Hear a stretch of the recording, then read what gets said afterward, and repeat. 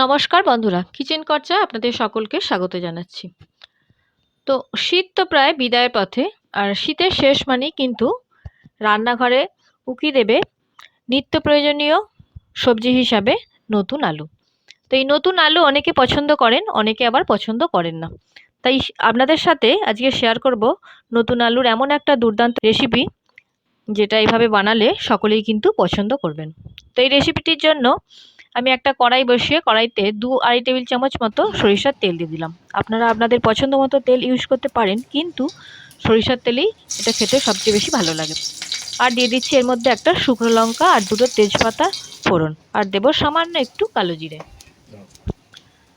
তো এবার এর মধ্যে ফোড়নটা ভাজা হলে দিয়ে দিচ্ছি পেঁয়াজ কুচি আর কাঁচা লঙ্কা কুচি। পেঁয়াজগুলো দেখুন খুব সরু সরু করে আমি কাটিনি, ছোট ছোট আকারে কেটেছি। কাঁচা লঙ্কাগুলো ছোট ছোট করে কেটে নিয়েছি। আর নিয়ে নিয়েছি একটা মাঝারি সাইজের টমেটোগুলোকেও খুব ছোট ছোট করে আমি কেটে নিয়েছি। এবার এই সমস্তগুলোকে আমি কিছুক্ষণ ভেজে নেব।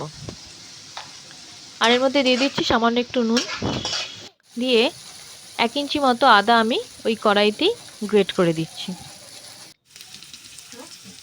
এবার আগে থেকেই 3টে বড় সাইজের আলু আমি সেদ্ধ করে কীভাবে ছোট ছোট করে কেটে রেখেছিলাম খুন্তি দিয়ে। আলুগুলোকে এবার ওর মধ্যে দিয়ে একটু নেড়ে চেড়ে দিয়ে দিলাম সামান্য একটু নুন। সামান্য নুন দিলাম কারণ একটু বিট নুন দেবো পরে। আর দিচ্ছি অল্প একটু চিনি দিলে স্বাদটা কিন্তু বহুগুণে বেড়ে যাবে। তবে আপনাদের যদি একেবারেই চিনি পছন্দ না হয় চাইলে স্কিপ করতে পারেন। এবার আবারও একটু ভালোভাবে ভেজে নিয়ে, ভাজাটা প্রায় হয়েই এসেছে, কালার দেখে বুঝতে পারছেন। এর মধ্যে দিয়ে দিলাম সামান্য একটু বিট নুন, আর দিয়ে দিচ্ছি 1 চা চামচ মতো ভাজা মশলা। দিয়ে ভালোভাবে নেড়ে চেড়ে রেডি হয়ে গেছে আমার রেসিপিটি। তো দেখুন, আলুর এই সুন্দর রেসিপিটি একদম রেডি সার্ভের জন্য। এবার আপনি এটিকে রুটির সাথে কিংবা মুড়ির সাথেও খেতে পারেন, ভীষণভাবে ভালো লাগবে। এবার এটাকে রেডি করে নিয়ে উপরে একটা টমেটো আর ধনেপাতা আমি ছড়িয়ে দিচ্ছি, আর কয়েকটা শসা কেটে এভাবে যদি সার্ভ করেন, দেখবেন কেউ কিন্তু আর এই নতুন আলু রেসিপিটি অপছন্দ করবেন না।